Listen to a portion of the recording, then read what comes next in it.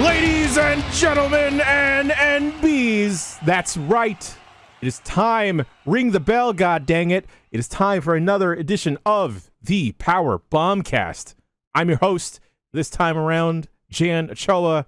Joining me, we have, is this enough folks for a War Games crew? This is, right? Oh, yeah. Would it be like us against Kind of Funny? Yeah. Oh, yeah. Yeah. We Okay. start with Kind of Funny, and then we're taking everyone else down. Greg Miller's weak to heels, guitars, so just remember that. Whoever the heels are, though, they have to win the coin toss, right? Like, that's the rule. Mike, we're the heels. What are you talking well, we are about? punching down. We want to be question that. We are punching down now, that's right. Our first entrant into War Games, Dan Reichert. Match me on, baby. How's it going? It's going great. We have the second man coming in immediately afterwards, Jeff Grubb. I'd like to announce I'm not suing Tony Khan. I'm not going to do it. All right. I'm moving on with my career. It's very big of you. Okay. Thank you. We're still thinking about litigation. Niki Grayson. I love a protracted court battle, so I am suing Tony Khan.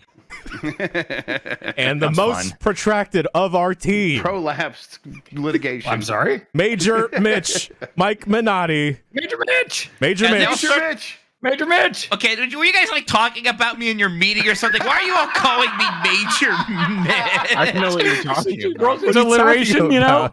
It's Wow. right there. How We just dare made you a good accuse nickname. us? We were thinking of like, oh, Mitch is such a bad Mitch, but then we want alliteration. Yeah. So Major Mitch. Oh, unrelated, All right. Mitch, you're going to start having some packages show up at your house in the next few days. Just You don't Okay. open them yet. if you see don't anything open that says it. Major Mitch, don't open it Yeah, yet. but that's how you know they're for you. 'Cause Wait. they'll have your. What war No. game am I playing? No. Anyway, so wrestling. No, it's unrelated, I said. We're talking Oh, about no. wrestling. Yeah. I'm going to look up bad war games. Oh, no. What am I playing? Oh, you're making me play that. You're making me play that shitty war game you always talk about. What the hell is that? Wait, who's that on your balcony? What the hell is thank happening? God. Thank going on? God. I'm so glad. I'm having a stroke. Why is there two Dans? There's not two Dans, Oh. Major. Sorry. Oh. Yeah. What the hell is happening? This is gonna be perfect for the audio listeners. Don't worry about All it. Don't worry about that. Sorry. Wow. Listeners, I can't, listen, just go watch the video. I think did we just get prestiged? I think we just got prestige. What did his thing say? I mean, What I did the think there's sign say? I don't think I there's don't know. anything out I got there. guys. That's the landscaper site. Yeah. Yeah. I was like, oh, I haven't seen Bonk in a while. Oh, that's not Bonk. No, that guy's just working on the siding. Oh, Yeah. right. Yeah, there's less like pine needles and stuff out there. I think he's doing a good job. Yeah. Yeah. I'll tip him. Me and Mike's small Ohio minds cannot handle this. We have to move on. Yes. We're like, this is magic. Both of you that work in streaming video or video editing is a big thing. I couldn't do that. No way, couldn't I do would never do that. that much work. But it just happened for no reason in the middle of a sentence. I was like, what know. the hell is going on? Unbelievable. All right. Well, a lot has happened since the last time we convened together to chat about wrestling. Niki, happy to have you here, my friend. Happy to be here. There's a lot that's happened in news before we get to like the show breakdown, and since like two major pay-per-views, one premium live event has happened. Yeah, get it right. We'll breeze through the card and maybe we'll hang out and talk about some of the matches we felt stronger about. But a couple of news things that have happened in the wider world of wrestling. Unfortunately, the passing of two legends, Terry Funk and Wyndham Rotunda, better known as Bray Wyatt. Man, this one especially stung. Funk stung because he just always felt like one of those legends that would literally never ever retire. But then Wyndham He Rotunda, also felt like he lived like 30 years longer than any human should have lived with the life he had. So he lived a full life for sure. Yeah. Both absolute legends. Don't have much to say other than like both fantastic performers. The world is at a huge loss without either of them. I'm not tearing up because of that. I am emotional about it, but just because moisturizer got in my eye. But man, I spent like a solid like 2-3 hours after hearing about Bray Wyatt's passing, just watching promos, and it's like, man, this dude could talk for days. He was so good at that. Yeah. And he was given nothing in terms of, creative. Yeah. Like they didn't ever go anywhere with him. That wasn't his fault. But he always took whatever he was given and he's like, all right, I'm gonna eat up every piece of this and make you notice me. Yeah, it reminded me of the Harper thing when it was just like out of nowhere. It's like there had been like rumors of health things and everything. I logged onto Twitter one day and I just saw somebody post out of context, like just him with the lantern. And I instantly was like, oh no, what does that mean? Like that was a weird thing to just randomly tweet and fuck. Yeah. He was very, very much loved by the locker room. And yeah, it fucking sucks. Any other words for either of the two legends passing, folks? No? Yep, just real sad. Yeah. Yep, it sucks. A fantastic episode of SmackDown and the homage to Bray since his passing. In addition, some more stuff happening with AEW. CM Punk is banned from Collision, as well as all of AEW. CM Punk. Hopefully wrestling, but hopefully wrestling. Yeah. You would think. I don't know. He'll be back and he'll be in WWE. This isn't. I don't mean to like jump. Isn't it incredible that he just is probably going to be in WWE somehow still? Yep. Well, that's why. And Can I ask my question? Yes. Do you guys think he'll be in WWE before the end of this year? I think calendar year. He'll come up Survivor at the Rumble. Series? Survivor Series is in November. Chicago. That's what I'm talking about. Yeah, Survivor he did do that I'm talking about tease where he's like, he did that tease where he's like, oh yeah, I'm free for the next 2 months or so, So Oh, okay. Yeah. Probably he's probably going to be at Survivor Series. I is what feel I like think. you shouldn't be able to fight your coworkers and then still get job afterwards. right. Or just be a raging asshole to them for literal decades. Every locker room you've been in on the Indies, WWE, and AEW, and just being an asshole to people that no one is an asshole to. Yeah. There's, and also don't punch them in the face. Can you imagine if or I like lunge at your boss and fucking throw monitors on him or whatever? Yeah, maybe. Yeah. Can you imagine if I like punched out Jeff Grubb in front of Backlar and then threatened Backlar and then went to work for Kind of Funny in a couple months? That would be nuts. I feel like the better comparison was like if you punched Tam in the face and then like monitors fell onto Lucy. And then you're like, you know what? I'm joining Friends Per Second. I'm taking your spot. Like, doesn't he hate Triple H more than anything? How is that going he to work? hates William Regal because he thinks Regal likes Triple H too much. When Regal, his first day on the job, he almost got in a fight with fucking Regal, saying like, "Oh, you're Triple H stooge." Like, Incredible. Like, was there what happened, folks? In your minds, what made the switch? I know Punk has been a curmudgeon. That's what the CM and CM Punk stands for.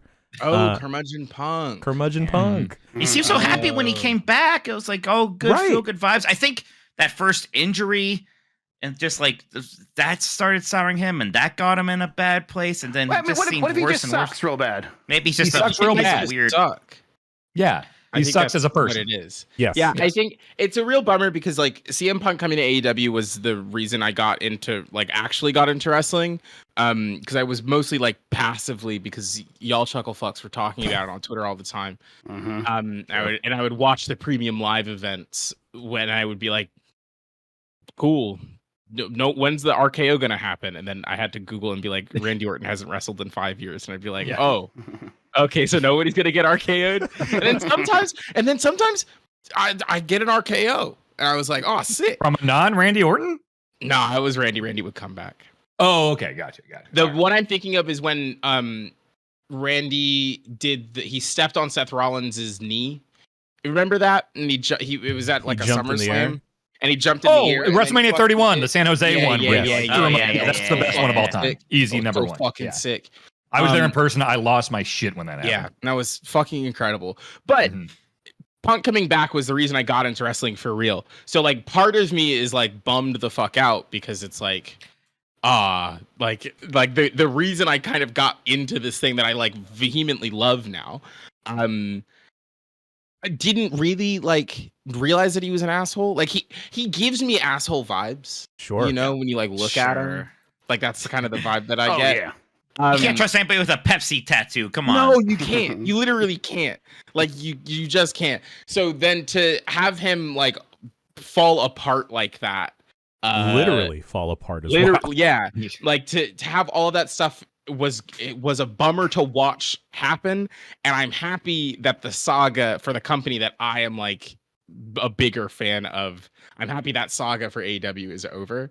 And as I'm like trying to now start to get into WWE a little bit more, I would be pretty frustrated if he showed up.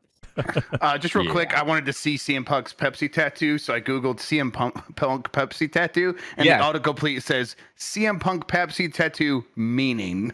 I'm just like meaning. I think It means probably Pepsi. homie. I think it does mean Pepsi. I think it means that he likes Pepsi. I think He has some story about there's some punk musician that he likes who has like a Coke tattoo, and he's like, oh, when people ask me about it, I just say, oh, I like Coke. I like Pepsi. Yeah, I thought it was like a straight edge thing. Look, it sounds like the people who write the stories like, what does the ending and so mean, are now doing the tattoos. Okay. Almost certainly. I agree with y'all that he's probably going to wind up in WWE. He's a carny. That company has just become more carny.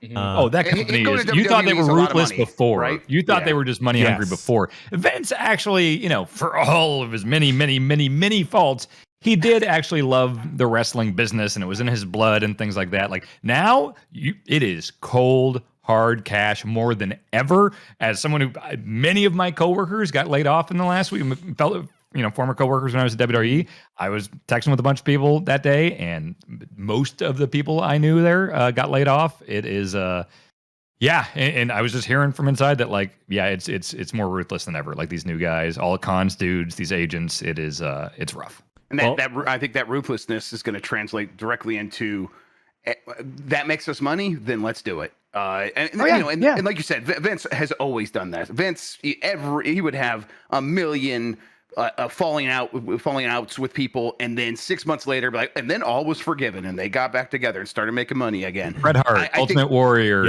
all these guys that no, never going to happen. Exactly. CM Punk was the most recent, never going to happen. It's going to happen. It's going to happen. Yeah, exactly. I mean, like the relationship is somewhat there. Like he made that appearance at that one, was it a SmackDown or a Raw or? He showed up backstage at a Raw, right? And just kind of went backstage and talked to Hunter, I think he tried to make amends with Miz because I think the last time they talked was when he told him to go suck a blood-covered blood money dick in Saudi Arabia. Yep. Yeah, that was the last thing CM Punk said to Miz. So I think he was Imagine like, "Hey, if I'm cool Mike now." tweeted that at me. Do it. That's what I'm saying. Like the stuff that it seems like he exclusively is able to get away with, I don't particularly understand. It's money. He moves merch. Ratings are a big thing with him. Like he does draw a crowd. We're talking about him. Everyone's been talking about him forever. People talked about him for fucking 7 years when he wasn't even in the industry. Yeah. It's undeniable. As much of an asshole as he is, he's a draw.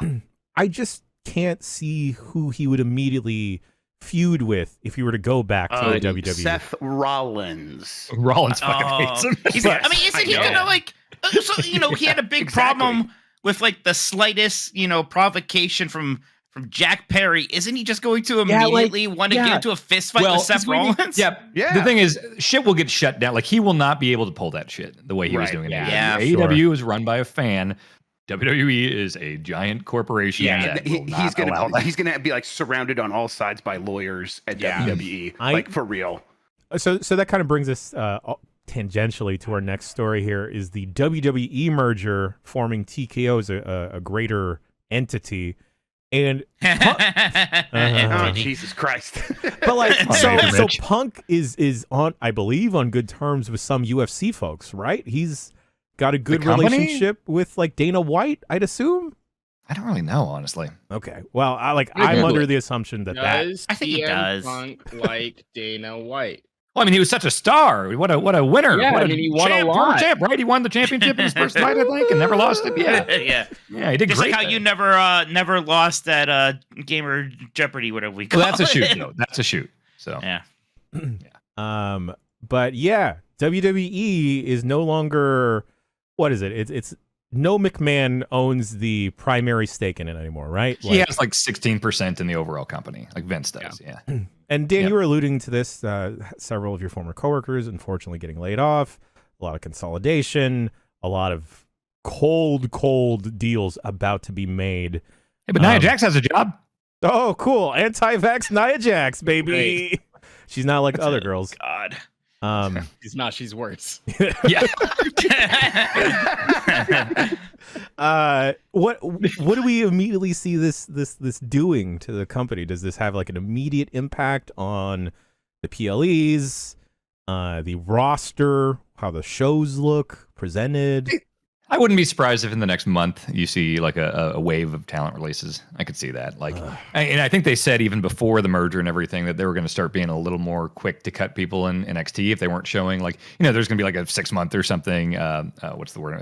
Evaluatory period or something where it's like, all right, you're not getting better. Get out of here. I mean, you look at things like Gable Steveson. And it's just like, oh boy, like, God. So the one thing I have never really thought about, like AEW has, I'm assuming it's just a much smaller, but how many folks are on the roster or like paid by WWE, but like have been being paid by WWE for years and have never like touched tons. television? Like, I mean, I've seen those numbers and seen the people like Austin and the Bellas and stuff. Yeah. Like Austin could go, 5 years without showing up on TV, but like he is getting paid for sure on top of the royalty stuff and all that stuff, just to kind of keep him in the family, to kind of keep him from going elsewhere or saying bad things about the company. Like we had tabs when I worked there where it was like, here's the Raw roster, here's the SmackDown roster, NXT, and then there was a miscellaneous, which is just like people we have that we can use. How do we get like on here's there? Austin, here's Vince's collection of boys. Here they are. The boy tab. Well, let's flip it over to the girl tab because continued rumors, almost truths now, of Jade Cargill jumping ship to WWE. If there's anyone ever been built for the WWE, No. it is with the WWE machine behind her. Like, she already seemed like such a fucking star. Big deal. With WWE behind her, holy shit! Like that's that's a fit right there. Fortnite skin in 8 months. Book it. Yeah. Like this. So I gotta ask y'all: does she skip NXT, go straight to the main roster? Does she take the NXT title off of Becky, and stays in NXT to run wild? I don't think you could. Oh, sorry. Go ahead. Oh, the one thing I love Jade, my wife, Jade Cargill. My wife. I love her. Every time I watch her wrestle, though, I'm like, I don't know if you're great at wrestling. Yes, she could do some work for sure. A little But, NXT time WWE, will be fine. They will be able to hide the weaknesses for sure and give her some. Like NXT might be a good chance for her to work in developmental and actually kind of develop. I'm excited to see her be in the machine to actually have her hit the potential that I definitely know and feel that she has to like close that gap, because I do want to see her run roughshod on the women's division over there, because she can and absolutely will. I want her to squash Charlotte Flair. Oh God, yeah. Like, God, that would rule. I think they got to make sure not to do another undefeated streak thing, because like you're always just like those never really work. Goldberg's kind of the only one that worked, and it's I don't know. Like Jade was like 60-0 and then lost, and like it's not like Statlander feels giant thing like every time, like, and we had to care. Like no one cares. Yeah, like have her lose in the first 3 months or something, and then get that off the table. A lot of folks in chat looking at Jade's abs for the first time. Yeah, it's dog. Yeah. Yes. Yeah. I not only want Jade Cargill to squash Charlotte Flair. All right. Don't say it. I agree. Don't say it. I want her to win several championships, is what I was going to say. Oh, sorry. What? All right. What are you doing? Nothing. Don't worry about it.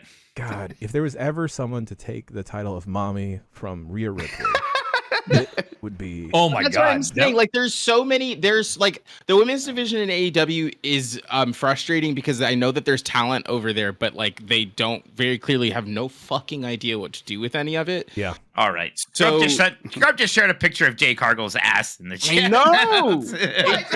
That's her whole human body, Mike. Yeah, it's ass-centric. It's ass-centric. Everyone loves Jade Cargill. I like the fit. All right, that's all I was saying. Jesus.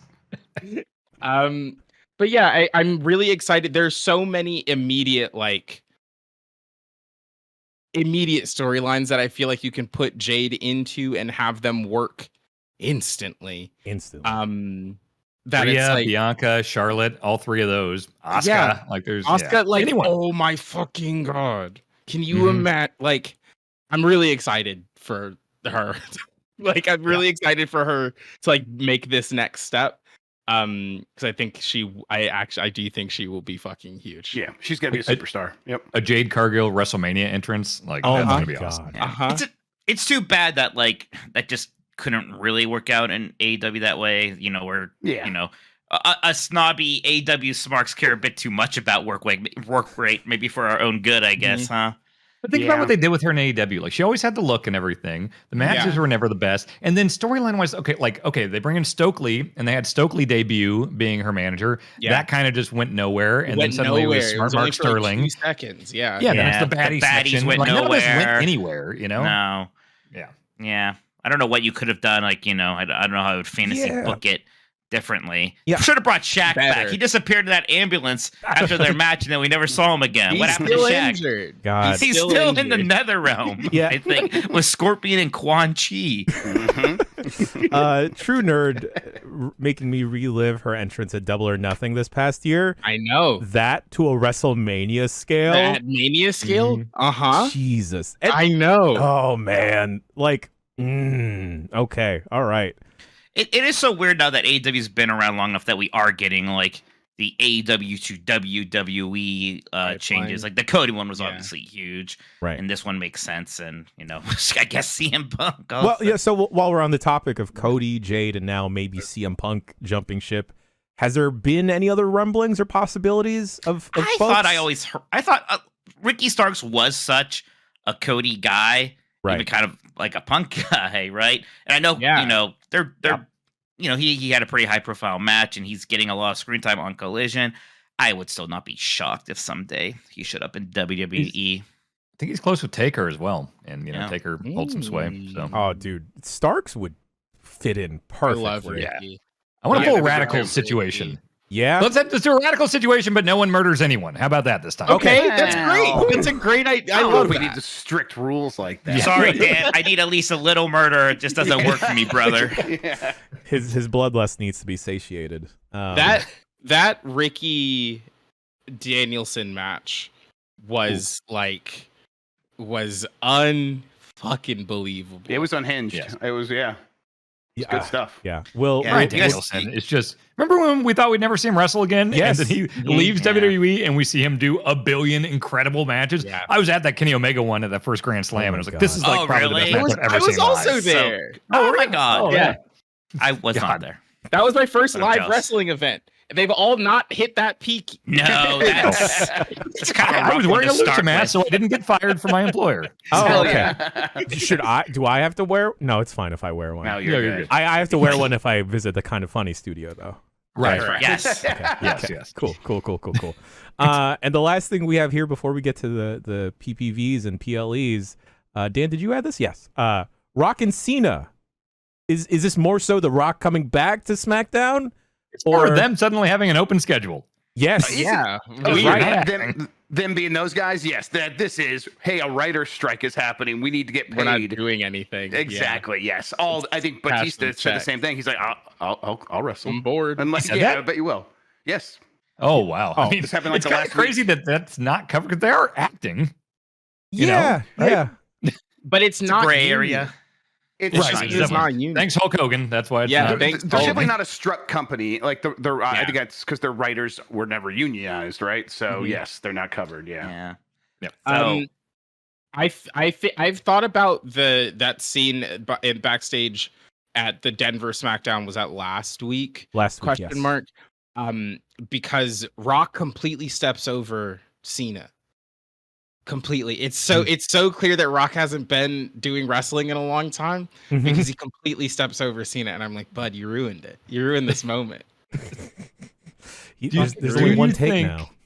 There's all the memes and stuff about like Cody being mad about Dwayne being in the main event of WrestleMania, not him. Like, does Cody get to finish the story at this point? Like, does that WrestleMania 40 happen? He's going back to AEW.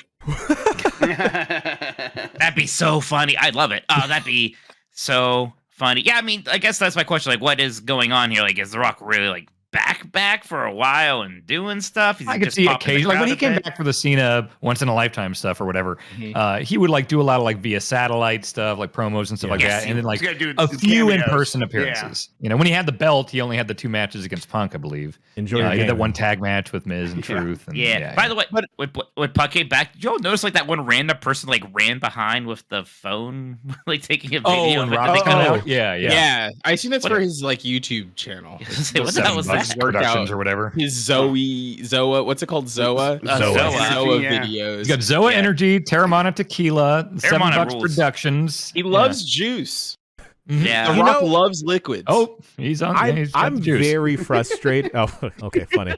I'm very frustrated that for a long time, I feel like I had turned on The Rock. Not a long time, but after Black Adam, after his like Hollywood run, I'm like, Dwayne. Can you get a solo shot of you saying that I don't like The Rock, just so we can? No, because I was gonna. Okay, I don't like The Rock.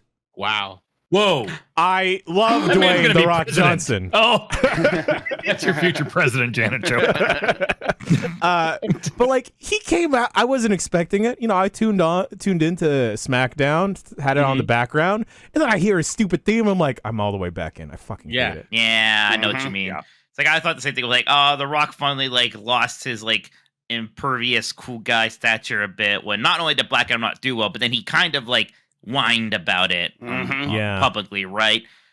This seemed like a bit of a bounce back, having this giant pop for that return. It was a really cool pop. I did enjoy just watching that video and hearing everybody freak out because it really was unexpected. I didn't think Rock was going to show up on some random SmackDown. Yeah, it was weird. I just got YouTube TV again for sports, and then so I'm like, oh, I'll watch SmackDown. I turned it on, and that's what was happening. I'm like, wait, is this like a throw? I'm like, no, this is happening right now. And then I put 2 and 2 together. Oh, writer strike. Both these guys are here. That makes some sense. It was. I do think the moment itself was muted. I think you were right, Nikki, that they kind of goofed it up a little bit. But that's wrestling. That happens all the time. Oh, that's why I was like, you can't have anything perfect. Like, nothing can be perfect. Like there has to be something, and that's what makes it beautiful. Exactly. Yes. And how he went right back to his old form of like hilariously cutting someone down, but in a way that you like don't do in wrestling. Because in wrestling, you're supposed to talk someone like, oh, you know, you're a great competitor and stuff, and I'm going to kick your ass and I hate you. And Rock notoriously would just shit on people. Remember Jericho's debut, the Millennium Man things, like after 6 boring minutes, The Rock just shits all over, like calling you boring. He did that to Austin Theory, which is like, shut your bitch ass up. And it's like, cut to Austin Theory, just looking, oh man, the sad puppy dog thing. But then, like, he immediately puts him over in a tweet after the show, which is like, Dwayne, like, it doesn't work like that, man. Come on. We're launching new stars here. Hey, this is unrelated, but Nikki, your shirt looks a lot like John Leguizamo as Luigi. I'm sorry, say that again? You look Can like you pronounce his name again? John Luigi Zamo. Luigi Zamo? Wrong on the first syllable. You said John Leguizamo. How do you say that? Leguizamo. No. Let him try again. We can fix it in post. Go ahead.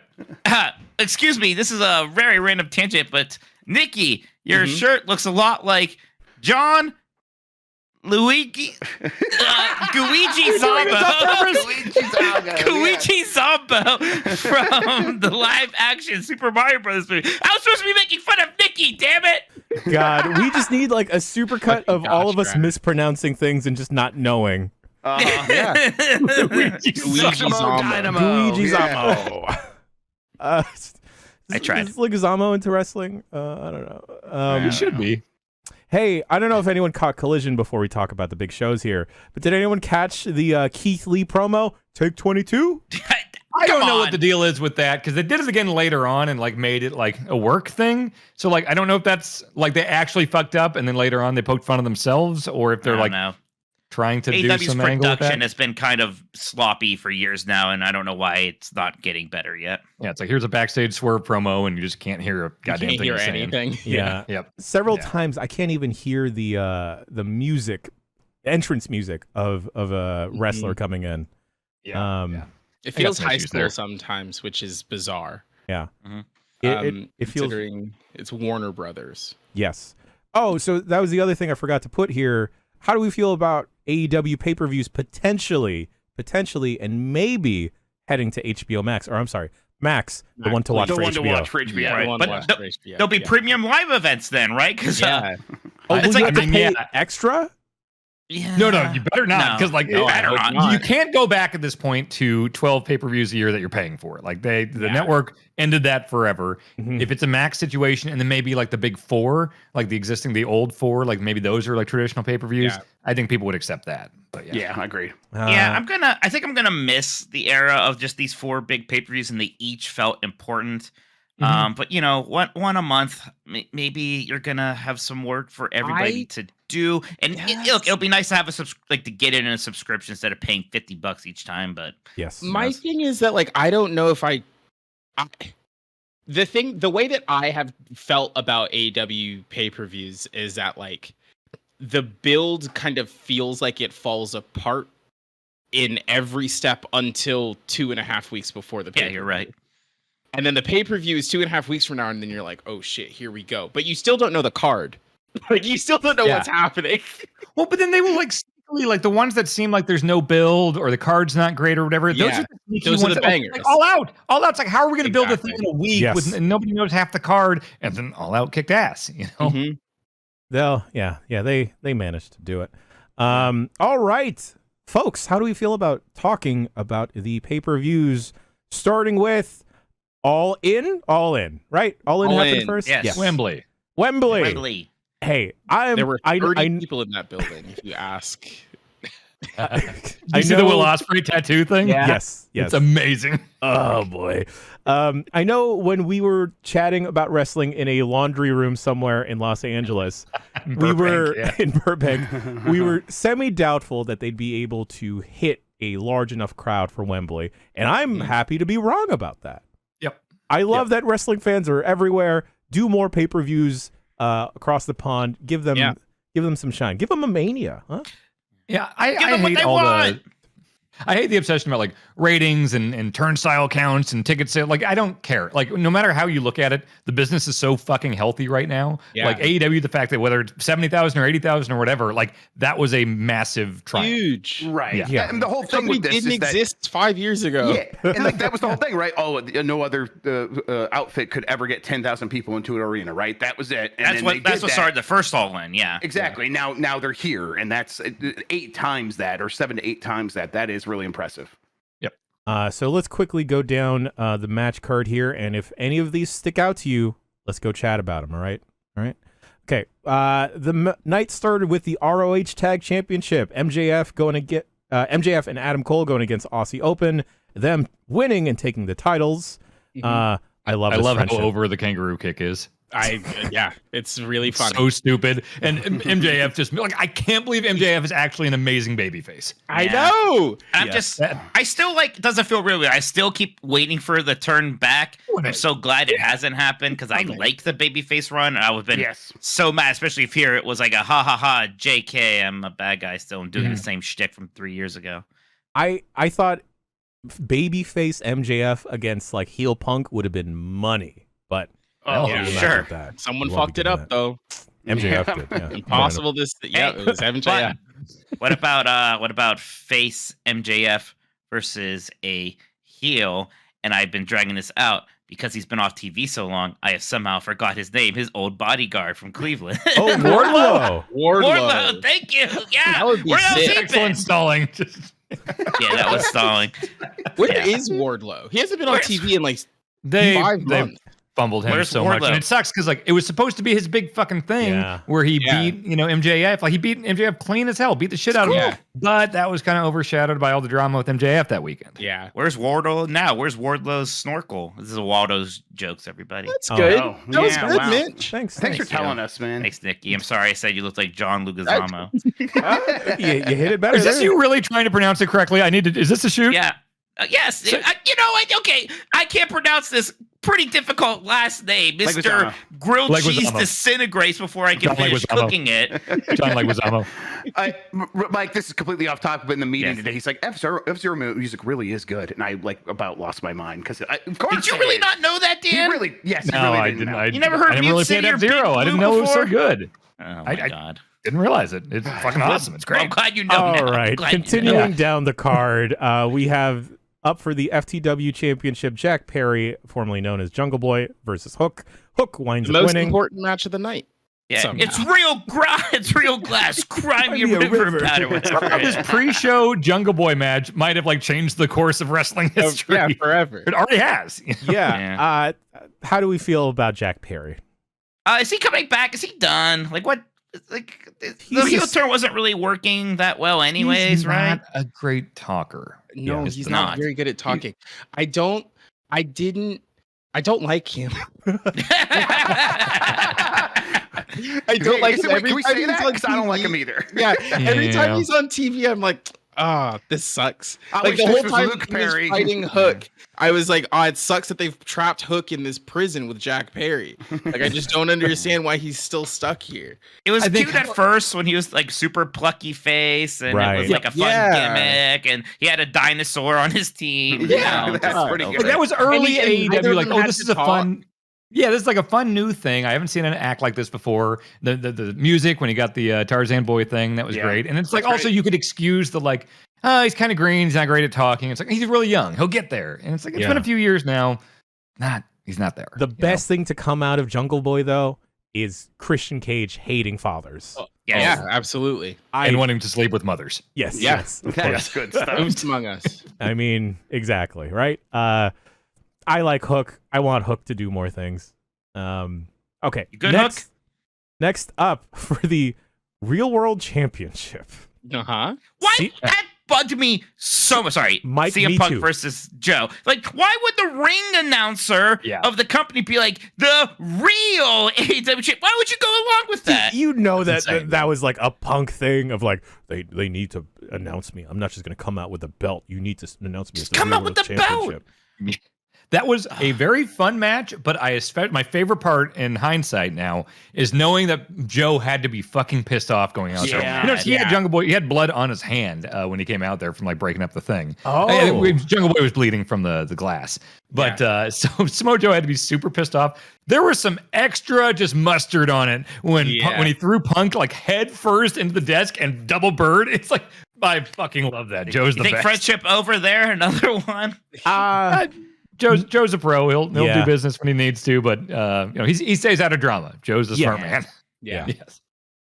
This was a pretty good match, but it's just wild to think that this was CM Punk's last appearance in AEW. Yeah. Mm-hmm. Good thing he went over then, huh? Yeah. I love Samoa Joe. I want to see Samoa Joe everywhere. Yeah, Joe's great. He should have taken the title off of Brock when he was still in WWE. It would have been amazing. It's like Joe's obviously still Samoa Joe. Yes, Joe's obviously still doing really good now, but like, man, I wish we had like a 10-year younger Joe that you could actually just make the face of your company right now, right, and have be the top Joe. guy.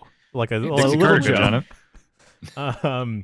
Next, we have a trios match, a trio of Bullet Club Gold versus Kenny Omega, Adam Hangman Page, and Kota Ibushi with Bullet Club Gold going over. I love Juice Robinson. Yeah, he's great. He's one of those guys that is so good now and so in his character that like no matter what's going on, even if he's not like the legal man or even doing anything, I just find myself looking at him in like multi-man matches because he's always doing something fucking hilarious. Just the entrance alone, like I'm glad that the guns can try to look cool, but then as soon as it pans around and it's just Juice going, and then, was it this one? He was on all fours, or was that the next pay-per-view? It was the next. He's done that a couple times. Yeah. Rock Hard is a fucking hilarious nickname. The picture of him and the honeycomb guy side by side is very funny. There's just everything about him is working right now. Juice has been working so much better here than he ever did in Japan. This has been a very smart career move for him. It's one of the really fun things ever since they started airing NXT is like seeing these characters and performers that didn't have it. Like, remember when he was CJ Parker? Yes. And he was like the environmental protester guy and stuff. And it's like, God, forever. Okay, ago. I wish him the best. He doesn't seem to have it. He doesn't know the character in the ring. He doesn't really, there's nothing that stands out. And now it's like, okay, no, he found it. It all clicked. He went to Japan. He did his own thing. He bet on himself, and he's killing it. Absolutely. Speaking of Japan, as somebody used to watch a lot of New Japan, and Bushi was always fun to watch there. He's not been doing it for me much in his brief few AEW appearances. That's what I have been scared to say, Mike. So thank you for being brave and saying it. Yep. Yeah, I don't know why. It's just not really working or coming together. Just he feels out of place. He does. He was so crisp and sort of violent. That strong style that he was so good at in New Japan, and here it just seems kind of sloppy right now. For as much of like a work rate as AEW promotes, there is like they've kind of established a distinct style now that Ibushi doesn't quite understand just yet. Mm-hmm. Probably not. And I don't know if we're going to see a lot of him. Maybe it'll get adjusted to it, or if those really were just a few brief appearances to do a favor for his buddy Kenny. I don't know. Who is kicking ass though now is Takeshita. Takeshita, a fucking absolute unit. Agile, powerhouse, great look. Every fucking match is awesome. Like, that guy kicks ass. You have Don Callis by your side. Nothing but with success, your weird baby. brown note entrance music or whatever. Mm-hmm. All right. For the tag team championship, we have a match that I thought wouldn't happen. FTR versus the Young Bucks 3, with FTR retaining. I love those guys' commitment to just being old school wrestlers in every way, including just like getting arrested for pulling guns on people. Like, they really wanted to be Jim Crockett Promotions 1985 guys, Here's, while we're displaying takes, I don't like the Young Bucks either. Oh, no. They're very polarizing. Some people really They are very don't. polarizing. I know people who also cannot stand them. I like them, but I didn't know we had Jim Cornette on this podcast. the only cool thing that the Young Bucks have ever done is that match. Let me rephrase this. The only Young Bucks match that I loved was the one against Lucha Brothers 2 years ago. No, the cage match. At All Out? Match at All Out. That one's amazing. That was one of the best things I'd ever seen. That was the one also where they put the pins on the bottom of the Jordan. Yep. Yeah. That was that's that match. wrestling. Otherwise, they've done nothing. I do like the Young Bucks a lot. This match was good. It wasn't as good as the other FTR Bucks matches that I could recall. Anyways, it was fine. Yeah. I feel okay on the Young Bucks. I like when they will flip over the top rope and go, "You're dead." And that's fun. The stuff they bark out in the midair is always fun. Yeah.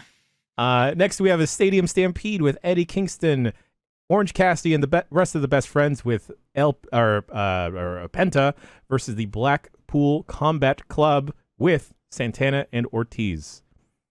It was fun. It was fine. It wasn't the best one of these. This actually. Yeah, I thought this was a lot of fun, but I also like the best friends a lot. I think it just really tickled me getting to see like Chuck Taylor in front of 70,000+ people and win. I was really I didn't think the best friends were gonna win, so I was really happy about that. The Sue bit here was fantastic with the cookies. That got a big smile from my face. I actually had a lot of fun with this one. Yeah, I don't think the Penta thing really played. Like, I don't know enough about Penta lore to know, like, wait, what is happening? He's like, he's back as a different guy now. Well, he's red at least now, it was like last time where he did that whole get character change and then wrestled exactly the same still. Yeah. So he committed to the bit still. With that ladder that didn't have both sides. Yeah. How do we feel about the Blackpool Combat Club? I don't feel anything. I don't necessarily, as a faction, I don't really think any kind of stories or anything are killing it for me. But every person, Yuta could use some work. But like, Mox is what a pro wrestler should be. Like, I see that guy, I hear that guy, and you just believe that he is that, because that's him. He's not playing a character. Him and Eddie Kingston. Yes, both of them. They're the purest pro wrestlers, not in the like technical wrestling sense or anything, but like as just what a pro wrestler should be. They are the dudes. And then, like, Claudio is incredible. Danielson, of course. Yuta is the only thing that's not really working for me as far as the individual talents. But overall, the storyline. Yuta's been progressing a lot. Yeah. Right? I like Yuta. And I think it's good to have one young person in that group. Totally. That's presumably the whole point of it is really to benefit Yuta more than Right. anything else. Yeah. It would have, if not Yuta, it would have been what? Daniel Garcia, Probably could probably. have been Garcia, who Yeah. I bet But- would have killed for that spot right now. Lee Moriarty, maybe even. Forgot about him. Exactly. Yeah, me too. God. It's a tough position to be in with that company, that specific company. Santana and Ortiz, I hope they figure out whatever the fuck is Is plaguing that- them. is that- What are you up to? For real, is that a shoot or a I work? think it's a shoot. Yeah, Oh, great. I don't know It's a what shoot. the specifics are, but I don't think that's great. It's gonna be Grub and I when our friendship finally falls apart. It's gonna be yeah. really public Aw. like that Yeah, and it's- bitter. Which one's yeah. Ortiz? we're Whose both fault is it? Ortiz, weirdly. Two Ortiz is okay. Yeah, two Wow. Ortiz feud, yeah. Yeah, it's gonna be a lot of fun. Look forward to that, everybody. Moving It'll on, be about money. Don't worry. Oh, yeah, without a doubt. the Columbros dissolving in front of Columbro's us. fortune, yeah. It's like, you said we would go to Disney World if we got this many on he Patreon. did say that actually. Like- He said he's gonna take me to Disney Sea. I Yeah. told him Oh, it doesn't. your Mitch. He can't take me until he takes his family. Yeah, to I'm like, Disney that's World first. absolutely right. Yeah. That would be a problem. Even I would feel weird about that. All right, next, a four-way for the women's championship. We have Toni Storm versus Hikaru Shida versus Soraya versus Britt Baker, with Soraya running away with it and winning. This match made me mad. Yeah. Look, I mean, like, it wasn't a great match. I wasn't surprised Soraya won. Like, I saw that coming a mile away. Stupid hometown pop, Yeah. even though no one really cared. I wish Jamie Hayter was healthy, because Me too. Sure, yeah, that would have yes. been much better. God, I would have taken her over winning over Soraya. Toni Storm probably doing the best character work of her career. Yeah. Yeah. They found something What there. is Like the she Outcast doing? stuff was like lame for a while. It's like Yeah. what they're just like they're shitty and they spray paint people's butts or whatever. Like I don't Just get a what this lame whole NWO. yeah, it was super lame. And then like at least with Tony, they have figured something out. Yeah. I hate the idea of Hikaru Shida being a transitional champion. I know. Like it's like it felt shitty. Like I think that's why I did. It felt emblematic of the way that the women's division in AEW is Yeah. booked, which is to say that it feels like they forget that they have to do a match every week until 35 minutes before they go live, and they're like, "Oh fuck, shit." And I have nothing against Britt Baker. I just feel nothing. Yeah, She's been coasting for a while now. Just like ever since the end of her title reign, really, the Mhm. spark has been a little gone there. I don't know why. Moving Loves on Keith too much. to the coffin match with Darby Allin and the Icon Sting versus Swerve and Christian Cage, with Sting and Darby winning. I love all four people in this match. Yeah, this Yeah. match was I better felt than I so was good for expecting. Swerve. Yeah. Swerve is such an awesome talent, and when Yeah. he was coming out to face Sting in Wembley Stadium, I was kind of like, hell yeah, like that's Yeah, yes, agreed. that's Yeah. awesome for him. That's I like so what cool. what they're doing with Swerve right now, like pitting him against Hangman. Feels Yeah. like a good thing. Yeah. Feels like it immediately elevates Swerve.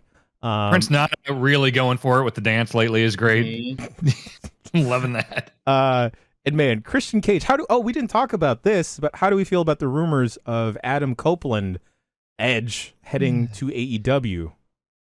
Fine, like as that. long as we go ahead, Go ahead. Dan. Oh yeah, I was gonna say I like it if like it's for a fun Edge and Christian goofball reunion tour, because like I don't know if I'm as big on the like grizzled dad talking about my legacy and listen to Pearl Jam and whatever. Like it's just like I don't know, like there's something about like Edge is a nice guy. He's very talented. His place is secure in history, but like I don't know, his WWE comeback was kind of like outside of the Rumble, returns kind of like Yeah. okay, this is kind of a lot. I'm just really scared about getting a really depressing Edge and Christian versus Hardy Boys match in like 2024. I don't versus know. Dudleys. Let's bring the ladders don't out. even. You Dudleys. shut the hell up. They're all active. All six of those dudes are active. Active is pushing it. I know what you mean. Hey, I always liked Matt Hardy out of the two, but Matt, just stop. I can't believe you Please. said it out loud because now it's gonna happen. That's Yeah. the worst. Yeah. They're gonna Matt's Matt can be a lot on social media. yeah. Matt's whole family can be a lot on social knowing media. My friends. go ahead. I told you my friends we used to call him Matt McCarty, right? Oh, I'm sorry. oh. Matt He Luigi showed us. He Zamo. had that great He had that great TNA run. That's something, right? Delete. Delete. Oh, okay. Yeah. That's, he showed me the first time because I was like, well, hey, what's everyone doing with their hands? I had no context for. Wait, I see chat saying Devon's not active. Didn't the Dudleys just wrestle a match on Impact like in the last week or two? I swear they did, or at least it was advertised. I thought they did. Yeah. He may not have done a lot. He could have just come in for the hot tag. Yeah. Next, we have, surprisingly, pretty okay, good match because it has one of the best wrestlers, if not the biggest knobs in the world. Chris Jericho versus Will Ospreay. Better than I expected. Will Ospreay, man, going over. It's very good. Yeah.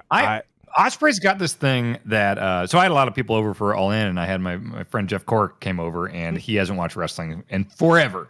And so he didn't know who any of these guys were. He had heard of Chris Jericho, stuff like that. And to see him, like, Ospreay was the one guy that Cork was like, holy shit, this guy rules. Yeah, and like, I love seeing that. I love seeing like a lapsed fan's perspective. Like, that's the guy that stands out. Like, yeah, you can tell watching that guy that like he is fucking good. I feel like Will Ospreay is kind of gunning for the same spot that Jay White is also gunning for in AEW. They were doing that in New Japan as well. Before, so yeah, that makes sense. Right. They're both they're both kind of similar. They're both sort of like Kenny Omega successors in different ways. Jay White does a bit more character work, and Ospreay a bit more work rate, I suppose. Will Ospreay's just done so much. When I was first starting New Japan, he was just Mr. Flippy Doo, and I liked the Flippy Doo. He kind of looked like a dork, right? He just flipped around a lot, and he's done a lot to sort of legitimize himself in the last few years, to the point where he's having a giant match with Chris Jericho in front of 70,000+ people. We can't that match. I didn't. Here's what I'll admit. Didn't watch this one. I watched just the part where Chris came out and then did an unbelievably terrible job of singing in front of 80,000 people. And for the rest of the time, he's going to say, "My band played Wembley." Yeah, absolutely. That's all he's going to say.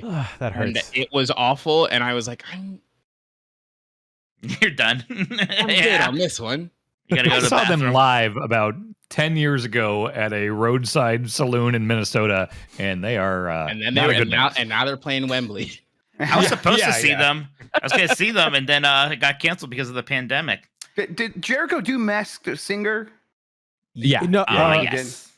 He did Dancing with the Stars. I remember that. That's No, what he I'm did Masked thinking Singer of. too. He did Yeah. do He did Masked Masked Singer. Okay. Like a year ago or so. Yeah. Okay. I want to see the reaction there and just be them be like, huh, okay. Ooh. You're singing. You definitely are singing. You can't deny that. Moving on to the penultimate match on the card, the Trios Championship with the House of Black versus the Acclaimed, accompanied by Daddy Ass, with the Acclaimed going over and winning the Trios Championship. I didn't like the build of this of like, okay, we're going to do the fake retirement thing with Billy and then make a big deal out of like, it's not going to be Daddy Ass, it's going to be Badass Billy Gunn. It's like, well, you use the exact same act. And like, it's not like Badass Billy Gunn was this like world eater back in the day. He's the guy, he came out in a Cartman shirt and told people to suck his dick. Like, it was the same thing. It wasn't actually that much of a badass, it turned out. Yeah. He didn't die or anything. What the hell? Yeah. That the Acclaim stuff is running a little stale for me lately. I still enjoyed it here, but I don't know. I'm still happy to see them doing well. I still pop for Daddy Ass and the scissoring, but I'm also very juvenile. Oh, what? No. Yeah. I say with my Mickey Mouse Browns t-shirt on. I want bigger things for the House of Black. I really like that group of goths. And Buddy Murphy's a dork. Yeah, but I mean, everyone else in that stable, including Julia Hart, I absolutely adore. Her and her big hats. Very fun. He loves a big hat. Yeah. Brody King. Getting him. Like, oh man, put everything on Brody King. Jesus. The beast. Yeah. All right. Final match of the night. We have MJF versus Adam Cole, with MJF retaining and not turning against his best friend. Good match. Very good match. That was the correct booking, I thought. Yes. Yeah. I was so worried like there'd be an refreshing. unnecessary heel turn. I just was happy. No, that was the most interesting thing to do. No, they actually are still friends. There actually was, at least as permanent as can be in wrestling, permanent character growth that happened here during this. Like, clearly, at different points, they were both only doing this with plans to screw the other one over or work the other one. But no, like there's a lot of story stuff in this match, almost maybe more than you're maybe used to seeing in a main event. But I think it did work here really well. It did make it a lot of fun to watch, and you weren't sure where it was all going to go. So even the post-match stuff was a lot of fun. I don't know if I needed the whole like reset that they did, right? Like the false finish, like maybe a bit much, but still, I enjoyed this match quite a lot. This match, and there's still meat on the bone with this thing because like this angle has now made Roderick Strong an interesting character. I was just also about hilarious. to say, like, as soon as you're done with the Roderick Strong stuff, folks, where's the lie? Bring in Bobby Fish. No! The fucking video package where he was talking, like he was at therapy about his like tortured upbringing with like these pictures of like my dad's rampant alcoholism with like them doing karaoke together in Elvis suits and stuff. Childhood. It turns out Roddy is very good.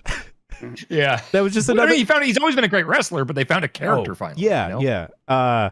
Man, I occasionally look back fondly and disappointed, but also relieved that the Undisputed Era never went to the main roster because it would have been terrible. It would have been terrible. Whole thing. I mean, it annoyed me when in AEW it was just that again. Like the Undisputed Era was fun for a while, but like, yeah, okay, I get it. Like heel group where you have the one guy wrestle and the other one's cheat for them a lot. Okay. Yeah. All right. They came out on a tank on Raw. That counts as main roster. Cool. God, I'm just imagining Bobby Fish standing at a turnbuckle and just absolute silence. All right, jumping ship to WWE Payback 2023, folks. How are we on time? We're good. We're good.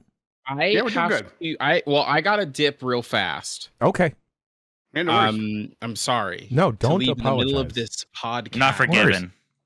Damn. It's fine. We're building up to a gimmick. Text me through a table later at a different time. We're building up to a gimmick. Don't worry, Nikki. If you have to dip, don't worry. I got to dip. Okay. Salute Major Mitch on your way out. Major Mitch, thank you for your service. Major Mitch. Oh, is Mario here? Is that why you got to go? Sorry. I'm trying to do... Yeah, Mario's here. It's me, Mario. Perfect. Are you the new voice? Oh shit, I gotta go. Bye. Oh my gosh, is that Ben Starr? It's my favorite dumb internet meme. All right, we can quickly zip through this. Not a lot of standouts here. We have Becky Lynch versus Trish Stratus in a steel cage match with Becky Lynch going over, folks. Trish Stratus, dude, how old is she? Not to put age on anything. 47. Ageless. Absolutely insane. It hurts to wake up for me sometimes, and I'm turning 32. Yeah, she's incredible, and like this entire recent run of hers has been so awesome. It's been she just looks great. It's really great to see her get her flowers, deservedly so, for like all of the work that she put in like the Attitude Era. But like now it's like, oh no, I'm not just like one of the ones that stood out. I am the one that stood out for a good reason. Amazing. And always great to see Becky have a high profile match. Moving down the card, we have LA Knight versus The Miz in a singles match with LA Knight going over.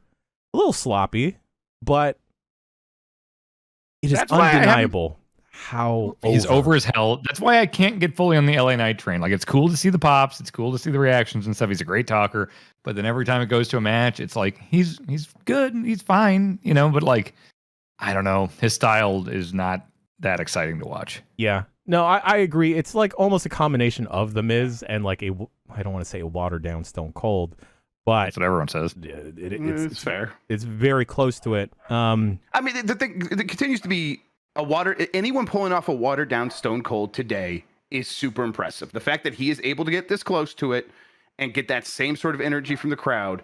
Everyone wants to do that. Everyone would die to be a watered down Stone Cold, and he's pulling it off. That's impressive. So if he can keep making this work, I think that's awesome. Yeah, maybe he just needs the right dance partner to really properly showcase everything. But the man is able to convince me every time he talks, so I hate it. I hate it. Yep. You see that weird animation thing of him in high school that was going around a couple days ago? Just search Twitter for LA Knight in high school at some point. Watch to the end. It's kind of hilarious. Okay. All right. Okay. Moving on, we have Rey Mysterio against Austin Theory for the WWE United States Championship with Rey Mysterio going over. I didn't really think much of I this forgot match. this happened. Yep. I forgot that Rey was the United States champion. Yeah. I would like bigger things for Austin Theory, just for all the things he's doing, but he is doing a lot of big things, I guess. It's weird because I thought they cooled on him quite a bit when they put him with Cena. They gave him the like Pat McAfee and Vince stuff last year. So and then like he kind of just didn't do shit for most of this year. And it's like, oh, I think they're probably like Grayson Waller's the shiny new toy. But then like I don't know, Austin was the one who got the rub with The Rock. Yeah. I don't know. I don't know what they need to do to Theory for me to really get behind him. I don't know. Maybe just cut his hair or something. Something. Give him a cool valet. Give him Deborah. Oh yeah. Moving down the card, we have Kevin Owens and Sami Zayn defending the undisputed WWE Tag Team Championship against the Judgment Day of Finn Balor and Damian Priest, with the Judgment Day going over and becoming the new tag champs. It's another match. I like the Judgment Day. Yeah, Judgment Day is like the one like I whenever I see them, I'm like, okay. I mean, obviously the stuff with Dominic it continues to be amazing, but other than that, like I think the whole crew is working for me, and this is fine. I mean, I never expected Kevin and Sammy to have some like super long run with the belts, and that wouldn't have made sense. So this is good. I think it was tough this whole show because like I was kind of burnt out. Like All In was such a big show and everything, and like knowing there was another one the next day and everything, I was just kind of like. I felt like I wasn't able to get super invested in this show overall, and like so I saw people like raving about the tag match, and it's like I think I was just like not fully invested or paying attention, Yeah, that was unfortunately me with a lot of this card as well. Yeah, But hey, I like anytime that Finn Balor has gold on him. Love Damian Priest as well. Finn's having fun. Finn does not like being a babyface. You can tell. I love the Judgment Day. But Yep. Bunch of Hot Topic weirdos. Yeah. Next, we have a singles match for the Women's World Championship. Rhea Ripley versus Raquel Rodriguez, with Rhea Ripley going off. Scout, swear to God. I was wondering if that was my dog or yours. Rhea Ripley winning. Not the best showing for either. They did go full meat on this. Oh yeah. The thing with them is. Raquel has been wrestling a lot longer than Rhea, and she's also like 6 or 7 years older, and she's been doing this for a while. And look at the stark difference just in the entrances when they come out. We talk about knowing your character and stuff. Rhea is at full blown like maybe the best character in wrestling. I don't know. Like she's so fucking commanding when she comes out now. And then you've got someone who's more of a veteran and older, and Raquel coming out and be like, hey, I got a back. Look at that. Smile. It's just like there's no character there. It's hard to get invested in any Raquel stuff. Did you skip the main event? No, the main event. The Grayson Waller effect? Oh. I'm sorry. Come on. That was the big thing on the card. That was the only thing I saw them advertise, is that Cody Rhodes was going to be on the Grayson Waller effect. What the fuck was that about anyway? I think he just said that Jey Uso's going to be on Raw. Yeah, I honestly weird don't thing know. on a pay-per-view. Yes, very weird. I skipped it for a reason. You nailed it with Raquel, Dan. She's a fantastic performer. Just there's not a lot of character other than you smile and pose with your back a lot. Yeah. It's not really working, and like the fact that she's been like wrestling the better part of a decade and still hasn't really found it, and Rhea's like 26 and is as good as she is insane. They should put. I hate when I remember she's 26 every time. Yes, it pains me Crazy, as Too well. young. They should pair Raquel Rodriguez with Gable and Otis. Can't take Maxine's spot. No, but have them do a tag team as well. Remember the women's tag titles, right? Oh yeah. No. Remember? What's the status of those right now? I haven't even thought of that. I don't know Like who lost. who has. Are there those right champions? now. Who has those? The most cursed title lineage of all time. Yeah, right. American Airlines has it. It's just like lost in luggage claim or whatever. Probably The Madden curse of wrestling championships. Oh God. Next, we have the last match, maybe not the main event, but the last match of the card. Seth frickin' Rollins versus Shinsuke Nakamura for the World Heavyweight Championship, with Seth Rollins retaining. I like Shinsuke Nakamura a bunch. Me too. I like I Shinsuke didn't a think lot. Yeah, I think they got him kind of figured out a little bit again. Yeah, heel Nakamura that wants to destroy your soul and make you not enjoy time with your family because you're too destroyed physically is pretty awesome. Yeah. That's cool. I like that they were able to make this happen in a short amount of time as well. Like, I think that speaks to whatever creative juices. It's not always going to hit. It definitely is not always going to hit, but it at least worked in this instance. Yeah, but was it in a way that you really ever thought Shinsuke was going to have a chance of winning this one? No, because then, like, you kind of see, like, the writing on the walls of, like, who could take it off of Seth. And that's the problem once you do start doing a ton of pay-per-views or premium live events a year, and it's another thing we're about with AEW. And right now, like, AEW, every main event's like, yeah, anyone could win this. This is, like, the big match for this quarter of the year. You start having the filler pay-per-views or premium live events like this. I think this was a main super filler one, obviously. Yes. Yeah, it totally was. So, Seth Rollins continues to be great. I know Seth freaking Rollins, number 1 PWI I was Wrestler of the Year. Yeah. How great is it and wild to see the Shield take all 3 spots on the top 500 or the PWI top 500 wrestlers? Where was Orange Cassidy in that list? Maybe he should have been number 1. He's top 10, I think. Oh, good. Maybe I could be wrong. Yeah, it's really cool. Like when WWE decides that like somebody really like they're gonna push someone to the moon, like they really fucking do it. They did it with Cena. They did it with Roman. There are some people throughout history where they brought him in and they made him seem like they're gonna be this world beater, and then it kind of fizzles out. But you can tell when they're behind it, and having like Cody Rhodes. These 3 dudes debut at the Survivor Series, destroy the main event and Punk and all that stuff, and make them all out to be like all timer Hall of Famers. It's. Yeah, they knew with those 3 that the Shield worked. Certainly did. Definitely did. I have the top 500 list. We'll do that at the very end if we have enough time. Sounds good. All right, and that was Payback, folks. We could continue breezing through this because there's like maybe 3 matches I really want to talk about at All Out. The over budget battle royale. Hangman Adam Page wins. Donates the money to teachers. Shouts out to teachers. It is great. Yeah, that's fucking. I love Hangman. I'm glad a heel didn't win. They probably would have just spent the money on strippers and beer. I would have liked to see that, actually. That would be a really good. Oh, that'd be good heat there. Rob, do you have breaking news? Did you push? I just hit something on my keyboard and it decided this was what's gonna happen. All right, there we go. Sorry. It's K-Best Mornings. What's the news, Jeff? It's F-Zero 99. It's still very good, everybody.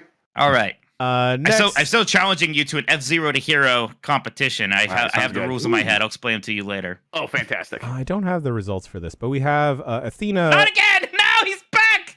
Oh, God! What does the sign say? What did the sign say? What is it? I don't want to know what the sign says. I don't the rest of the card was good, I thought. We had Athena, Mercedes Martinez, Diamante versus Hikaru Shida, Willow Nightingale, and Sky Blue. I don't have who won that. So I apologize. I don't remember it that well either. But we have the trios title, the acclaimed Daddy Ass versus Satnam Singh, Jay Lethal, and our best, and actually Major Mike's best friend, Jeff Jarrett. With the acclaimed winning with Dennis Rodman's my buddy, Double J. Double J and Double M. Yeah, my barbecue buddy. It was okay. We have the ROH Tag Team Championship with MJF and Adam Cole versus the Dark Order with MJF and Adam Cole retaining. Put Evil Uno in your goddamn video game already, AEW. Jesus Christ. I'm going to plug the... I'm working with Uno in Canada next month. I'm doing Mystery Wrestling 4. Yeah, it's going to be... the card's not going to be announced ahead of time. It's going to stream on Twitch. It'll be me and Uno on commentary. And we're already talking about some ideas, and it's going to be a fun show. So I'll be in Ottawa, Canada. Let's get Uno on a UPF or something. Let's get Uno back on the site. Let's do it before the Mystery Wrestling show, and we'll plug the hell out of it there. Yeah. Hey, Dan, if you're looking for heat in Ottawa, when you're on the mic, will the audience be able to hear you? Well, I don't think so. I think I'm not going to be like healing it up. I think I'm just there to do some commentary. If you find a need, just say, I get why Alex DeBrincat left this town for Detroit. Just say that. Some sports stuff. I work that in on commentary. Yes. Alex DeBrincat. That's all you got to say. They will fucking lose their minds. They might kill you. So. And you send it beforehand. I need you to send that to me verbatim, and I will say it verbatim on commentary. Okay. You'll hear it on Twitch. I would have stepped in, but I was making spaghetti and my leg fell asleep. So yes. Yeah, exactly. Next, we have the ROH World TV Championship. Samoa Joe defending against Shane Taylor and retaining. Another good Joe match. It's Samoa Joe, right? Senor Joe. Next for the TNT Championship, Luchasaurus versus Darby Allin, with Luchasaurus retaining. I think Luchasaurus. We're done. I can't believe Luchasaurus is having a better run than Jungle Boy, artist formerly known as Jungle Boy, right now. In terms of just having a match in the real card and also not getting choked out by CM Punk. Yeah. I feel like if Luchasaurus wasn't a dinosaur, he could slide into that Kane slot that Kane occupied for like decades. I remember people used to say like, "Oh, Luchasaurus is like already like has a hard time moving, blah blah. He's just sticking around to get Jungle Boy over because like that's actually his buddy." It's like I don't know, it seems okay. They're doing stuff with him. I mean, he's a champion right now. Yeah. Next, my favorite match on the card: Miro versus Powerhouse Hobbs, with Miro going over and winning. This is a meaty match. Yeah, slapping meat. A lot of meat slapping, and then I love the part where Hobbs is beating him down, and then the music starts, and he turns and looks at the Titantron, and it just says "hot and flexible." Can you imagine in kayfabe what Hobbs must be thinking? Like, who is this coming out? Serpentico? What? I love seeing both of these men on TV. I wish they were on more. Unfortunately, I feel like we won't see them on TV for another long while because this pattern on AEW happens where someone will get really hot on a pay-per-view and then cool off immediately. Well, if they have AEW has a hard time knowing what to do with the big beefy men to a point, right? Yeah. Like, because it's like dominate for a while. It's like a different style than what they've established themselves on, right? Like, and Lance Archer could be huge because of being a big man. Disappeared. Yeah, he's gone, right, Mike? Right. And like, I don't know, just generally at the end of the day, I think the kind of wrestler that Tony Khan wants at the top is the kind of wrestler I prefer too, is like that more, I don't know, that like something from that Shawn Michaels mold or even that Bret Hart mold, right? Not the Ring of Honor, big, the like late 2000s. Yeah, exactly. He wants Bryan Danielson. Wants a Bryan Danielson, wants a Kenny Omega. Sure. But, it is an embarrassment of riches right now where there are a lot of guys that can wrestle at an extremely high level, but like you can only have so many gimmicks where it's like, I'm really good at wrestling, and that's a lot of guys right now. NXT had this problem a few years ago, when like Undisputed Era, where it's like everyone was black trunks, black boots. I'm good at wrestling. I slap my thighs a lot. Right. I mean, that's why you need stuff like the Roderick Strong deal, where it's like, okay, yeah, he's really good at wrestling, but now he's got this definable thing. He's not just good at wrestling guy. That's why characters who actually have real gimmicks, like an Orange Cassidy, stand out so much too. Like that's why I remember the Hurricane more than I will ever remember Shane Helms. What about three count Shane Helms? Oh well, that's a close second. Okay. Gregory Helms. I remember that was like the most atrocious. Like everybody has to have a voice clip in front of their song was when he was Gregory Helms, right? And just for no reason, at the beginning of his intro music, it was just him saying the words Gregory Helms. Yep. And his they song still do that. Where it's like Sammy Guevara, Powerhouse Hobbs. Okay, I know who these people are. Yeah. I want more for both of these men, but I feel like it's happened with Lance Archer. It's happened with Wardlow. AEW doesn't know what it'll happen to you too. It'll happen to you. They don't know what to do with the big meat. But moving on, TBS Championship, Chris Statlander defending and retaining against Ruby Soho. Ruby sure does lose a lot of matches, huh? Yeah. I feel kind of like... miss. Go ahead. Sorry, Jim. No. Go ahead. No, Chris is doing great. I love Chris Statlander. Talking about strong gimmicks, I kind of miss when it was literally like, I am an alien from outer space. Yeah. I don't know how to Jim talk. Ross being pissy about it. So you're telling me she's a space alien? Yeah. Okay. Yes, Jim Ross. Yes, Jim. We're paying you good money to go along with this. Could you please? And Jim, how long you been doing this? It's like, I don't even know what a legal man is. Yes, we know. Yeah, no one does. There was like a slap. There was like a chop exchange at one point in one of the shows. He's like, I never understood why they do this. I just want a web comic of like Jim Ross's like thoughts to himself during a match. It's like, you don't need to say it all, Jim. Are you going to start complaining about people bouncing off the ropes now? You know they could just stop themselves if they wanted to. He continued running after he threw him into the turnbuckle. Like, why remember did that early AEW pay-per-view where if you like subscribe to Fight or something, you could see, or no, it was like Dynamite. If you were watching it on Fight or a VPN or something, you could see and hear during the commercials. Oh yeah, and they were bringing out a couple like models or something when like Kenny was doing this cleaner thing or whatever. Just Jim Ross ended the mic like, "Oh God, what do we got? Oh look at this! Oh gee!" Like just being the horniest guy ever, who still doesn't know that Twitter likes are public. His retweets. Forget about the likes. His retweets. Hold on. There's that one account. It's called WWE Porn. Is the name of the account. And he just retweets from it constantly. Get mad about who's following that. Is that where you got your Jade Cargill picture? Listen, it's a fine resource for what is information on the internet about wrestling. I can't. Just like Jim Ross. JRS BBQ. Yeah, BBQ's in there. Got to buy his stadium main event mustard. That's it. Oh wow! Hey, number 2 here is. Oh, look at that. That's a nice dress that she's wearing. Looking at his likes now. Yes. Yeah, I'm looking at JR's likes. Yes. Latest one. Hey, get it, JR. I don't blame him. What the hell? Next is a picture and a link of SoCal Val's OnlyFans. Yes, there is. Oh, SoCal Val's and OnlyFans. Oh. See, news you can use. I miss SoCal Val. She was, I like SoCal Val. Back in looks like he's TNA. liking like every Tori Wilson tweet. Yes. God. And then someone that had a bumper sticker that says, "God bless John Wayne." Okay.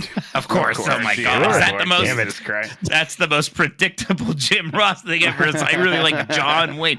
Probably has a lot of Duke stuff. Calls him the Duke. We're in Beyond the Mat where they're interviewing him in his office and he has a giant cardboard cutout of John Wayne behind him the whole time. Jesus. Right. Yeah, that makes a lot of sense. He likes a lot of Anna Jay stuff too, as well. Oh, he's liking Ruby Soho. In her underwear here. That's you work with her. You can't do that, JR. He likes a lot of Sheeta stuff. Yeah. Yeah. What if? I just want to wind up on his likes. I'm just gonna buy barbecue sauce. Pictures of you in your underwear with barbecue sauce. I did pander to JR on Twitter one time to get a response. I think I was going to the Royal Rumble in St. Louis, and like I did like jokingly kind of buy some of his jerky on the trip. So just on the trip there, I was like, "Oh yeah, eating JR's jerky on the way to Royal Rumble. It's good." He responds like, "Yeah, have fun." I was like, "Yeah, we got him, boys. All right." I tried to get Stephanie McMahon to like a tweet once, and it totally worked. I like added her like 10 years ago, and the network was starting, and they had that kids show called WWE Slam City, or it might have been a YouTube show. And I just tweeted at Stephanie McMahon like, "I love WWE Slam City, and you know who loves it more? My triplet daughters. Like I've got triplet 6-year-old daughters, and they can't get enough Slam City." And Stephanie might have retweeted it. I can't remember. You just lied. Yes, he worked her. Yeah. I'm going to take the same photo that he just and tweet, "I love JR's barbecue products." Okay. I'm excited about this. I was playing headbands, and like someone's, headbands, you have like a name of something on your forehead. You have to guess what it is. Sure. And the category was TV show. And like somebody's mom picked soap for somebody, and all of us were like, "What the hell is that? You can't do that. Nobody will know what it is." She's like, "Oh, everyone knows soap. Everyone remembers soap." We're like, "Is this some old show?" They're like, "Yeah, it's not that old. Yeah, it's some ancient show." And of course, Jim Ross likes something from a nostalgia channel for soap. I'm like, okay, absolutely an old person show. Yes. Validation. Jade, can you make a bad Photoshop of you using JR's barbecue sauce and tweet that and be like, "I'm loving this at the BBQ," and see if he likes it? I was a step ahead of you, Dad. We all had that same guys, yeah, definitely just do that. If we really want a wrestling personality to like retweet us or like us, we just have to say a slightly positive thing about Chris Jericho without even tagging him. Like that's all it takes. Specifically, yeah. Or pay Ric Flair. Or pay Ric Flair. Okay, all right. We got a couple more matches on this card. This is JR. Okay, new account I just found. All right. Bryan Danielson versus Ricky Starks, an absolute banger of a match. That was good. Bryan Danielson coming like what, 2 months ahead of projected return. He protected himself really well. He's not seen him throw a bunch of right arm punches in that. Yes. Ricky Starks, man, like that's the star, absolute star. The actual pillar and not Jungle Boy. Oh yeah. But yeah, it's a great Danielson match. I feel like putting Starks with him, fucking rocket ship, right? I just don't know how you stick the landing with Starks afterwards. Yeah, I mean, it is commendable that they did that with like no real build. You know, it was supposed to be Punk, and they just had to kind of hot shot it into Danielson, and like turns out he's just magic and makes everything work. Yeah, imagine that. Danielson is just like the much better Punk, less problematic. Actually, also a better wrestler. Maybe not quite as good in the mic. I'll take it. Whatever. Sure, it's good on him. I like him on the mic. Remember when he had the world's champion or the planet's champion run, the fickle stuff and all that? He was so fucking hilarious. Yeah. When he called out Vince for being a billionaire and destroying the planet, like to his face, like just that's awesome. Well, that's because that's I think it's all like real for him. Like it comes from a place of realness, and that's where he's really good on the mic. Yeah. Let's see what is next on the card here. Eddie Kingston and Shibata versus the Blackpool Combat Club. That's all right. Shibata. I don't remember this one. I'm always happy to see Eddie on TV, so I'm like excited about that. And then I tuned out of the match. I was kind of watching it PAX a little bit, and I tuned out. Then we have Kenny Omega versus Takeshita, with Takeshita going over. Dan, you said it earlier in the app. Takeshita, absolute fucking star. So good. Just put a title on this man. Have him like. Look at how young he is, because I think he's 28. Oh, that makes me feel. Wow. That makes my tummy hurt.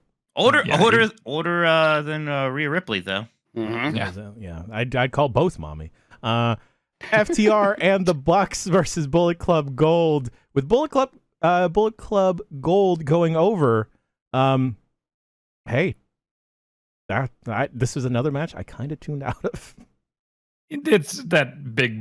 FTR is big on this. Bucks are big on this. The super contrived like tag spots where it's like we all decided to do sharpshooters, and it's like sure. I'm not it's like the Jim Cornette PWG about style. Like seem real, but it's just like I don't know. It just seems kind of corny to me. It's kind of indie-rific, and it's very PWG. I still like that stuff a good bit. That stuff's always very fun in person. It's all definitely contrived and silly, but I can get into it.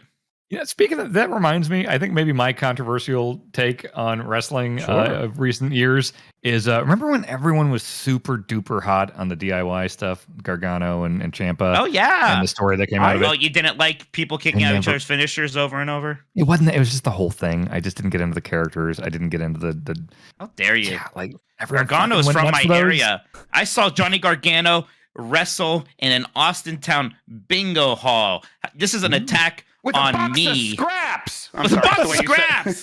He wore a Darkwing Duck shirt. I was like, I like that because I like Darkwing Duck. If you guys ever need to pander to Mike, definitely Darkwing Duck. Yes. I was doing a pre-interview with him before he came on a WWE podcast, and I was trying to because I know he's into games and stuff, and I was trying to see okay, can Corey ask you about this and that about games or whatever? He's like, I like games a lot, but I'm definitely more of a nerd about disney. Oh yeah, let's fucking go. He's your dude. Yeah, that's my dude. I love it. Yeah.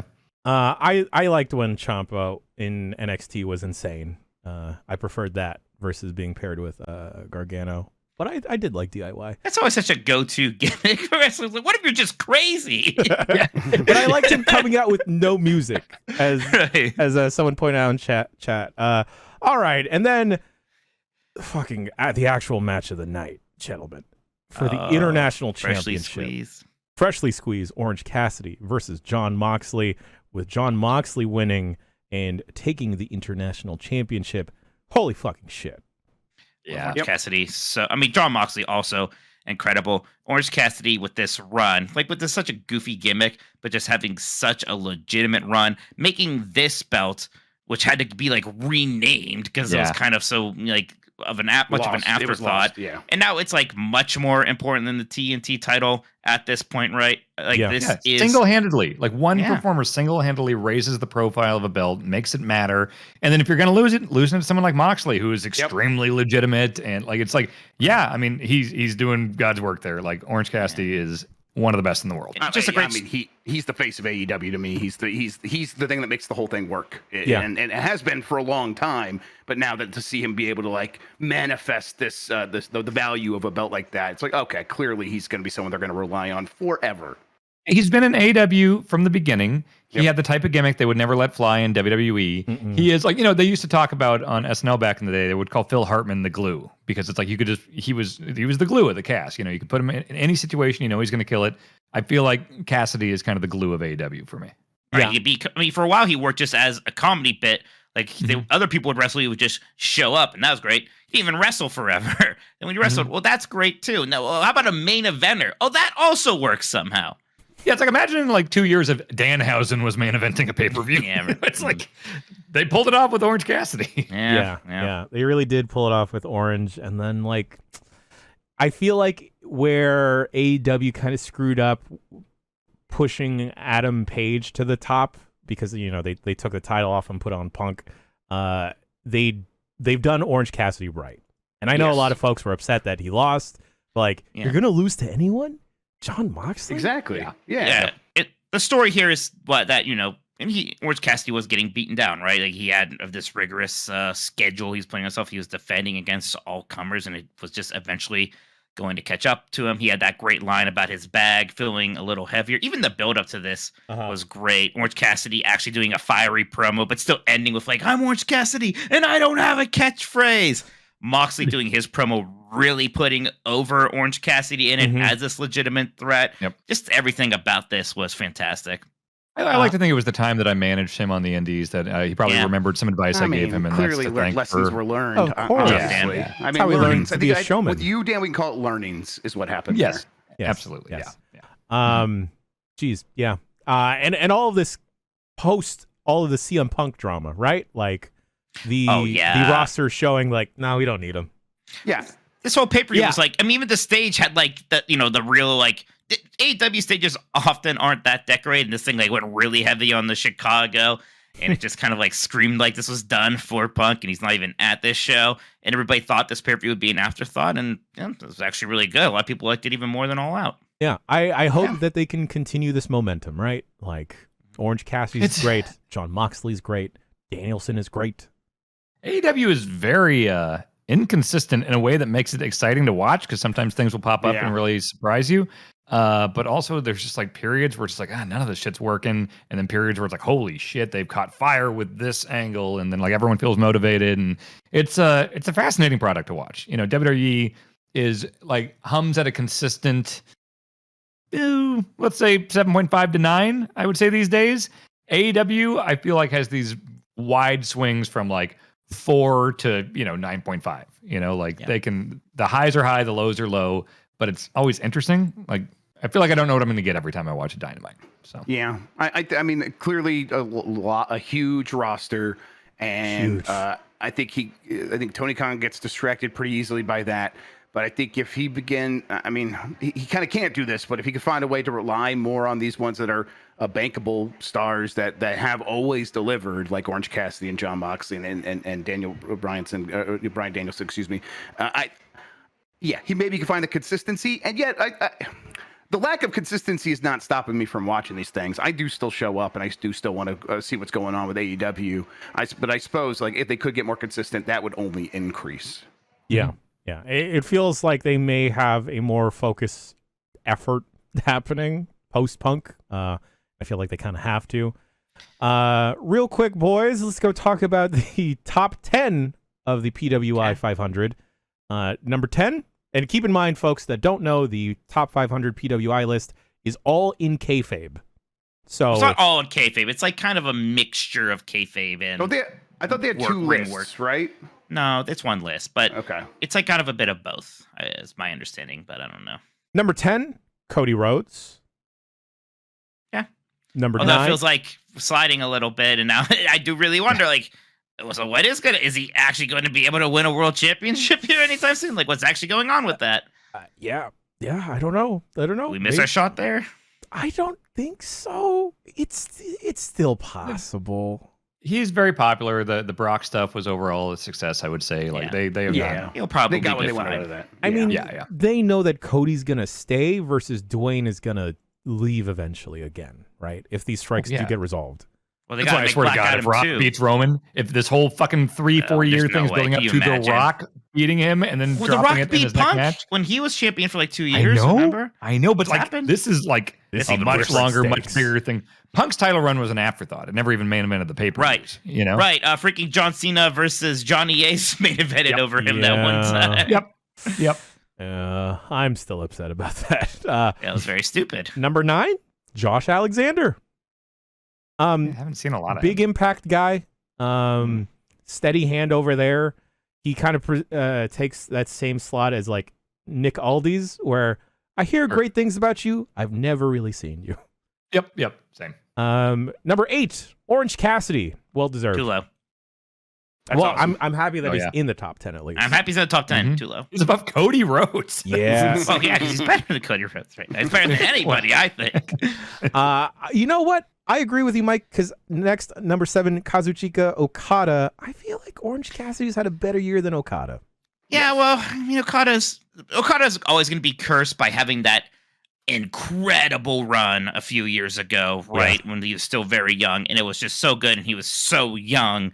And of course, he has to keep wrestling. He's got to keep having a career. Yeah. It's been hard to. You can match maybe even again like the quality of that run, but the excitement of that is hard to get back to. Also, just like who is going against him in New Japan now, right? Like what feuds? Naito a lot. So like you got Sonata now has finally had a run. So they're trying to get some younger blood there. They had Shingo going for a bit. Number 6, MJF.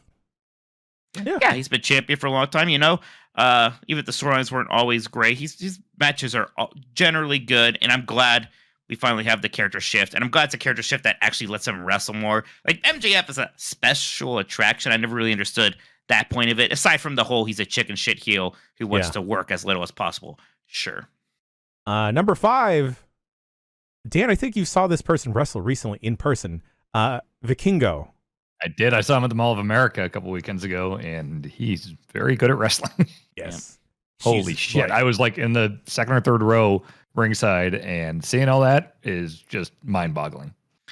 Right. And whenever he shows up in AEW, it's always very, very fun. They should just start giving him stem cells right now. Just go. Free him stem cells. Gas him with stem cells. Sleep in that shit. Slurp him up. Just hold Rey Mysterio's hand. You'll just absorb it. Number 4, Gunther. Oh, yeah. Oh, sure. That's how you pull off a big man. Dude, without a doubt. Yes. And now Orange Cassidy's like right there for me. I agree with Mike, but I think Gunther's my favorite right now. He's doing very good. Everything he does. Yes. Mm-hmm. I'm glad that he is now the longest reigning Intercontinental Champion. Whoa! The disrespect to the honky tonk man here. Wow. I'm okay with disrespecting the honky tonk man. I'm okay with that. Wow. Underrated was when Santino won the Intercontinental title, and every time he came out to wrestle, he would talk about how he was going to beat Honky Tonk Man's record. And in the corner of the screen, he had the honkometer, which was showing how many days he had been champ. I just like saying honkometer a lot. Yeah. That's your drinking buddy, though, Dan, the Honky Tonk Man. Come on. How do you remember that? I remember the things that you told me, unlike the other way around, apparently. It's not as you. I don't remember anything.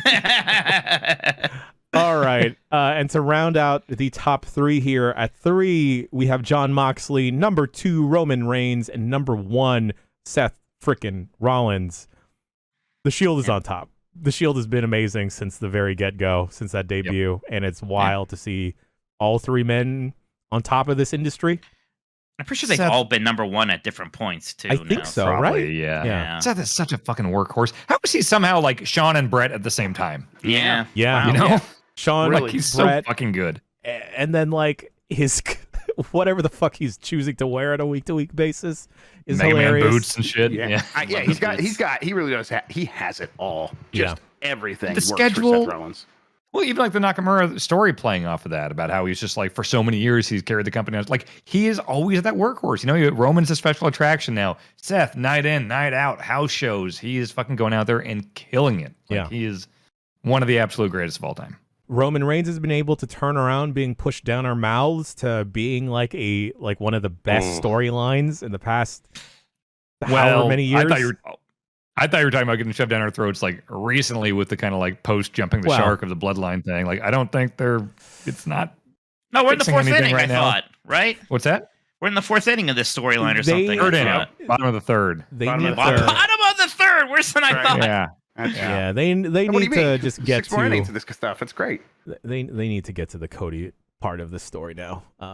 I don't know how. The fireworks factory. Finish the story. Yes. When are they going to get to the fireworks factory? Just love when he cries after saying that. That's what really makes that scene. And then, John Moxley, we've said it.